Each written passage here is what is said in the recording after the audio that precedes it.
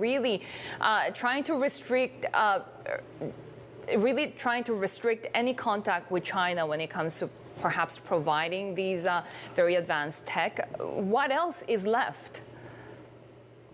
Yeah, so this all falls under, Sherry, the $50 billion Chips and Science Act that the Biden administration is claiming as one of its big victories in terms of helping companies. One of the big victories it's had in the 2 years of the administration. And basically, what it does is it provides grants and other assistance to chip makers to really expand in the U.S.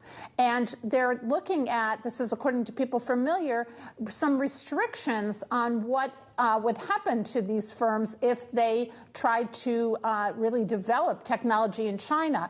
Basically, if they are getting federal funds of any kind under the CHIPS Act, they would be restricted to very limited kinds of investments in China. And this comes on the heels, as you noted, of other efforts that the U.S. has made, including banding together with Japan and Australia in really blockading advanced semiconductor manufacturers from sending equipment to China. So this is what the U.S. is trying to do here, is really limit the ability of China to compete in this area and also to have a steady supply of chips made in the U.S.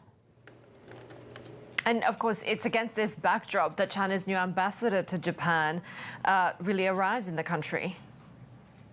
Yeah, there's a number of issues there. So China's ambassador to Japan is just, going there for the first time, taking office there, if you will. And basically, there's this issue, but there's also, other big national security and geopolitical issues. At this very moment, we have Xi Jinping in Russia meeting with Russian President Putin, and we have the Japanese president, the Japanese prime minister, meeting with the Ukrainian leader. So at the kind of opposite ends of the spectrum there on the Ukraine-Russia conflict, and yet the Chinese ambassador to Japan is hoping to kind of calm the waters there on these issues.